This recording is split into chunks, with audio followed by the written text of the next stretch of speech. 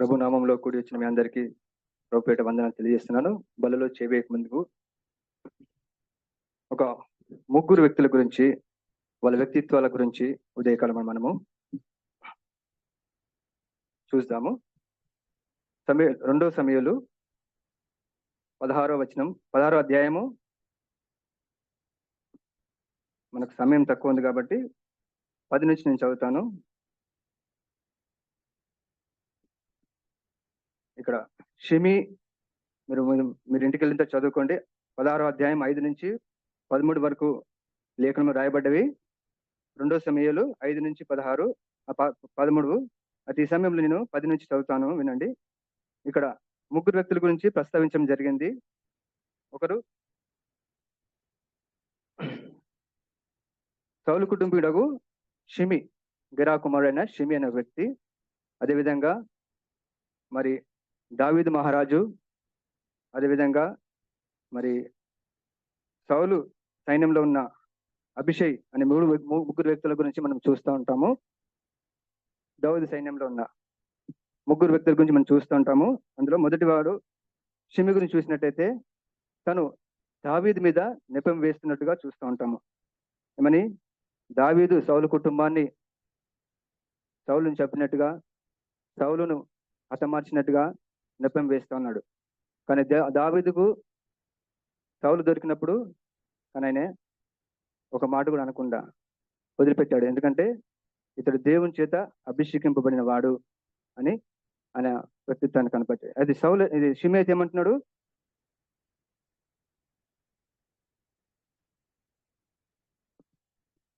Verse 7 చదువుతున్న వినండి. ఈ షిమి నరహంతకుడా, దుర్మార్గుడా, చీ పో, నీ వేలవలని నీవు వెళ్ళగొట్టిన సౌలు ఇంటి వారి హత్యను యెహోవా నీ మీదకి రప్పించి, యెహోవా నీ కుమారుని అబ్షాలోము చేతికి రాజ్యమును అప్పగించి ఉన్నాడు. నీవు నరహంతకుడవు గనుకనే నీ మోసంలో నీవు చిక్కుబడి ఉన్నావని చెప్పి రాజును శపింపగా, సెరియా కుమారుడైన అభిషయ్ ఈ చచ్చిన కుక్కను నా ఏలిన వాడును రాజునకు నేను శపించనేలా, నీ చిత్తమైతే నేను వాడిని చేరబోయి వాడిని తల ఛేదించి వచ్చేదనన్ను. అందుకు రాజు, సిరియా కుమారులారా, మీకును నాకును ఏం పొందు? వాడిని శపింపనియుడి, దావీదుని శపింపని యెహోవా వానికి సెలవీయగా నీవు ఇలాగా ఎందుకు చేయుచున్నావని అపేక్షణ చేయగలవడని చెప్పి అభిషేక్తోనూ తన సేవకులందరితోనూ పలికినదేమనగా, నా కడుపును పుట్టిన కుమారుడే నా ప్రాణం తీర్చుండగా ఈ బెన్యామీనును ఈ ప్రకారం చేయటకు ఏమి ఆశ్చర్యము? వాని జోలి మానుడి, యెహోవా వానికి సెలవిచ్చున్నాడు గనుక వాని శపింపనియడి. యెహోవా నా శ్రమను లక్ష్యపెట్టినేమో, వాడు పలికిన శాపముకు బదులుగా యెహోవా నాకు మేలు చేయనేమో. అంతటా దావీదును అతని వారును మార్గం వెళ్ళిపోయిరి. వారు వెళ్ళిపోచుండగా షిమి అతనికి ఎదురుగా కొండ పక్కన పోవచ్చు అతని మీదకి రాళ్ళు విసురుచు ధూళి ఎదురుగొట్టుచుండెను. ముగ్గురు వ్యక్తిత్వాల గురించి చూసినాం కదా. షిమి అయితే తను సత్యం తెలుసుకోకుండా సౌలు ఎలా హతమార్చబడానని తప్పుగా అర్థం చేసుకొని తను దావీదు నిందిస్తా ఉన్నాడు. అయితే ఆయనతో పాటు ఉన్న అభిషయ్ ఏమంటున్నాడు? తన రాజును నిందిస్తూ ఉంటే తట్టుకోలేకపోయాడు. మన జీవితంలో కూడా మనల్ని ఎవరైనా, మన ప్రియుల్ని ఎవరైనా ఏమని అన్నప్పుడు ఏమనిపిస్తుంది? కోపం వస్తుంది, బాధేస్తుంది. నా కుటుంబీకులను ఎందుకు ఇలా అంటున్నారు? నా యొక్క సంఘ కాపరిని కానీ, లేదంటే సంఘంలో ఉన్న వారిని కానీ, మన ప్రియులు గారిని ఎవరైనా షిమి వల్ల ఎవరైనా శపిస్తూ ఉంటే ఏమనిపిస్తుంది? బాధేస్తుంది. కానీ మన దావీదు యొక్క ప్రతిస్పందన మనం చూసినట్లయితే ఎలా ఉంది? యెహోవా సెలవిచ్చిన ఎలా అనే మాట మాట్లాడుతున్నాడు. ఎప్పుడైనా మిమ్మల్ని ఎవరైనా అనరాని మాటలు అన్నప్పుడు, ఎప్పుడైనా మీ మీద నెపం వేసినప్పుడు మీ ప్రతిస్పందన ఎలా ఉన్నది? దావీదు, నేను చిన్నగున్నప్పుడు ఊర్లో పెరిగాను కాబట్టి, ఊర్లో ఉన్నప్పుడు చాలా మంది గొడవపడినప్పుడు మట్టి వేస్తూ శపిస్తూ ఉండేవారు. మట్టి ఎప్పుడు వేస్తాము? మనిషి చనిపోయిన తర్వాత వారి మీద భూస్థాపితంలో మట్టి వేస్తాము. అంటే ఆ వ్యక్తిని ఏమంటున్నాము? నువ్వు చనిపోన్నట్టుగా శపిస్తా ఉన్నావు. అలాంటప్పుడు ఏమనిపిస్తుంది? కోపం వస్తుంది, బాధేస్తుంది. కానీ దావీదు మహారాజును ఆయన యొక్క ప్రతిస్పందన చూసినట్లయితే యెహోవా సెలవిచ్చిన వాడు దీనివల్ల నాకేమో మేలు చేయనేమో దేవుడు ఏమంటున్నాడు చూడండి.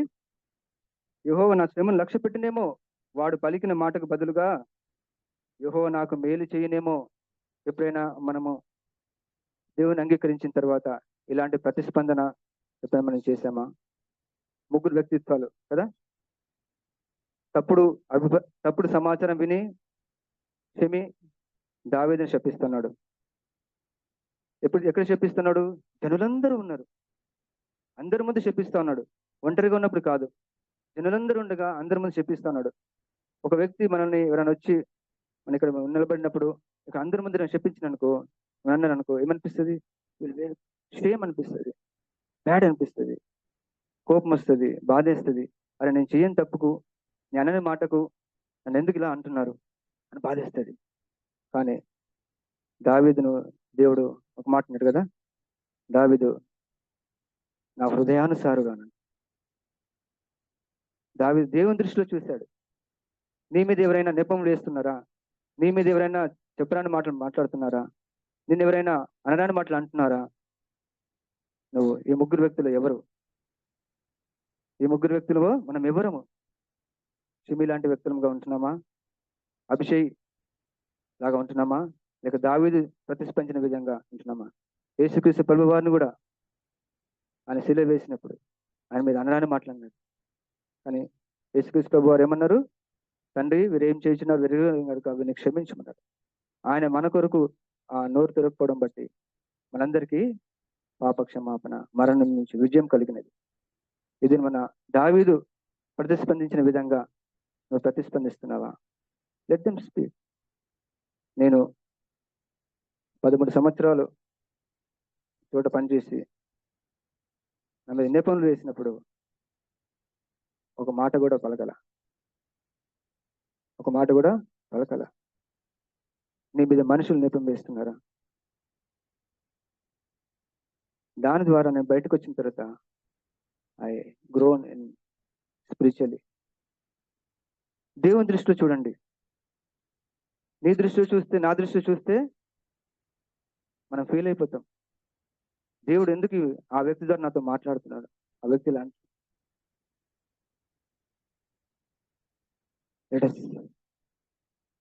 ఎగ్జామన్ అవసరం.